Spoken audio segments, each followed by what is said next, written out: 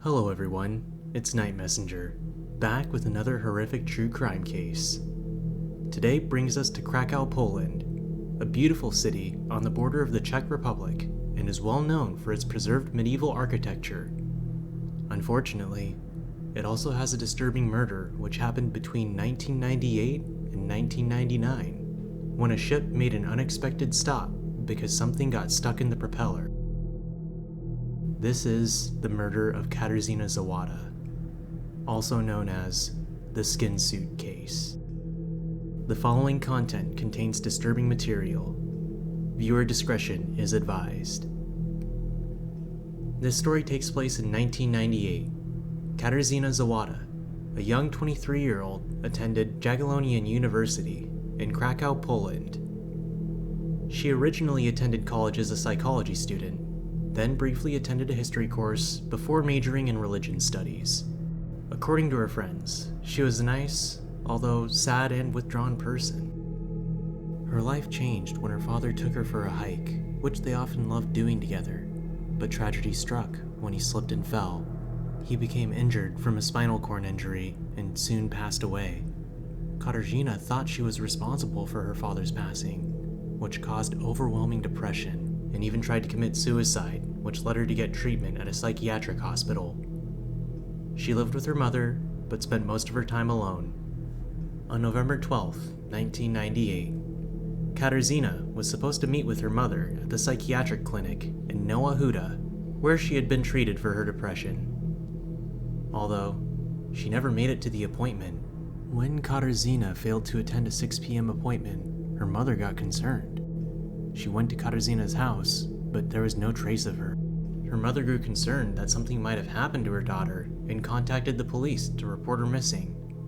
However, due to the short amount of time that had passed, the police pushed her away and told the mother to come back in 24 hours. And, for 2 months, they found nothing. It was as if Katarzyna fled the country or completely disappeared without a trace. On January 6, 1999, while on the Vistula River, the crew of an elk pusher tugboat felt something get caught up in their propeller, which caused them to stop the boat.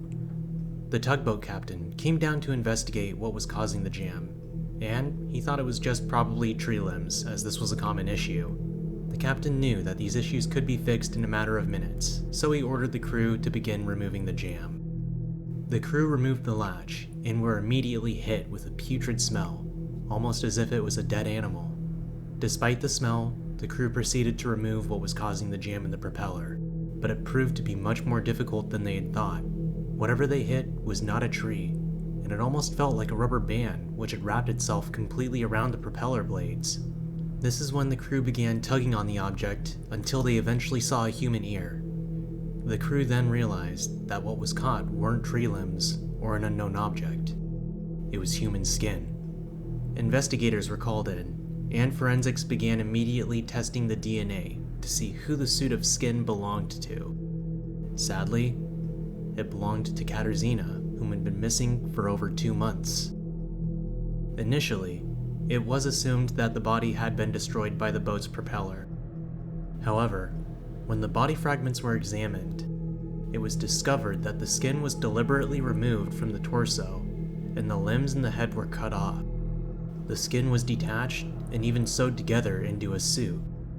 It was something morbid, grotesque, and something that seemed inspired by the infamous Ed Gein. And, a little over a week later, on January 14th, Katarzyna's right leg was also recovered from the river, along with a few pieces of clothing which were found further along the river, demonstrating the intensity of the abuse she had received. The killer's motive is unknown, but the disturbing use of her skin suggests that it was an act of extreme depravity. The psych profile showed that the killer was a sadist who enjoyed harassing women and may likely strike again. And the results of the studies determined that Katarzyna was most likely beaten. Then her neck, armpits, and groin area were cut with a knife with extreme precision, causing her to die from blood loss. Afterwards, the killer flayed her skin and dismembered her body. The experts also determined that the killer ripped the organs out of her body while she was still alive before she passed from the blood loss. The police fully investigated who could have been the culprit in this disgusting, inhumane murder and eventually had their eye on one person in May 1999. During May of 1999, the forensic medicine unit in Krakow received the corpse of a man with a severed and scalped head.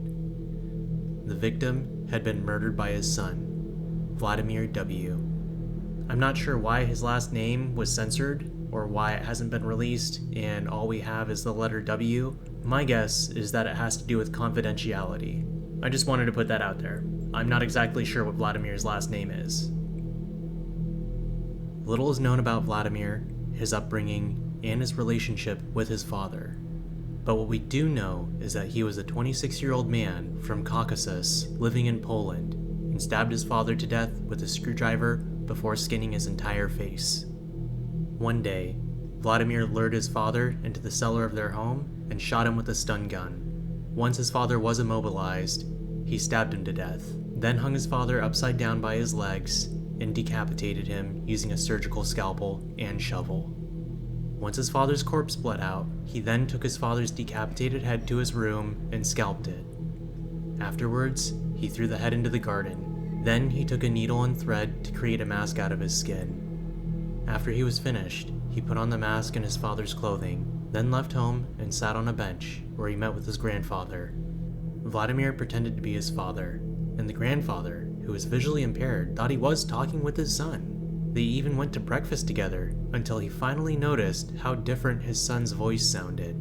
The grandfather then got suspicious and went down to the cellar where he found his son's headless body. Traumatized, he ran to the neighbors to call the police. Soon later, Vladimir was arrested. Vladimir confessed that his motive was revenge, and at the trial testified that the murder was meant to be a work of art. However, there was no evidence leading him to the murder of Katarzyna Zowada. Vladimir would be charged, but only with his father's murder, and was sentenced to 25 years in prison. After a few years, he was transferred to a prison in Russia at his own request. And after Vladimir, the case would begin to go cold. 1 year later, the investigation was dropped because the suspect hadn't been caught, but police officers involved in the case continued investigating, hoping they would find them. And that leads us to 2012, where a huge breakthrough in the case would happen. Thanks to advancements in forensic research, in 2012, the prosecutor's office resumed the investigation. They sought help from experts and brought in a team of police officers from the X-Files, a cold case unit. They performed an additional autopsy of Katarzyna's remains, and experts from the 3D expertise lab of Wrocław Medical University created a model of injuries inflicted from the victim. They concluded that the attacker had used a sharp tool to wound his victim on her neck, armpit, and groin to inflict pain and cause her to bleed to death. Later, in 2014, an FBI representative for Europe created a psychological profile of the suspect, pointing to his sadistic tendencies. Then in 2016, investigators consulted with Professor Duarte Vieira, a Portuguese specialist in forensics and UN expert in the field of signs of torture on the human body. He confirmed that Katarzyna was tortured before her death and that the perpetrator was probably trained in martial arts. This leads us to October 4th, 2017, 19 years after Katarzyna's murder. Police arrested 52-year-old Robert Januszewski in Krakow's Kazimierz district. Robert was a person of interest in 1999, but was never arrested. However, police received a letter from a friend of Robert's one day, which is undisclosed due to the confidentiality of the investigation, but gave them reason to detain him. After arresting Robert, the investigators looked deeper into his life and found very shocking information. When looking into Robert Januszewski, they learned that he was trained in martial arts, knew the victim, and even visited the victim's grave. They also discovered that Robert had a history of harassing women. Robert also had previously worked in a dissecting lab where he dealt with human corpses, and he worked at the Krakow Institute of Zoology, where he could observe the process of preparing animal skins. However, his employment was terminated when he killed all of the institute's rabbits during his shift.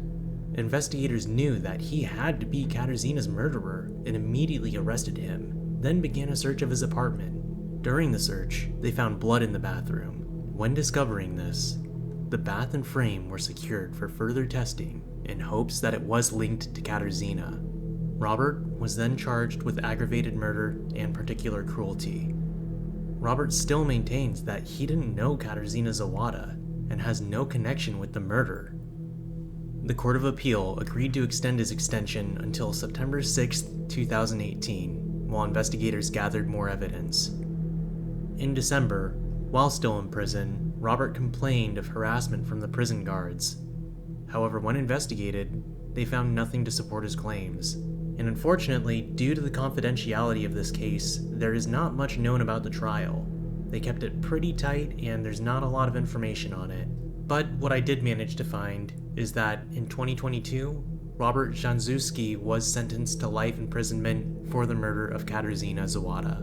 And one thing I found very interesting was that there are still many that believe Robert was innocent during his time in prison, including his family, because the verdict was based on circumstantial evidence, but nothing concrete to pin him to the murder. However, with his background, all I can really say is that whether Robert Jankowski was the murderer or not, Katarzyna Zowada's murder is a chilling reminder that a beautiful place can contain a disturbed individual with a damaged mind who is willing to prey on the first person they set their eyes on. This case is also a reminder of the significant growth in forensic technology and how it continues to help solve cold cases, giving families and communities closure. This is the murder of Katarzyna Zowada, the skin suit. Do you believe Robert Jankowski was the murderer, or do you think the killer is still undiscovered? Comment down below. I'd love to hear your thoughts. Also, if you enjoyed this video, like and subscribe for more disturbing content. This is Night Messenger. Stay tuned, and I will see you all in the next video.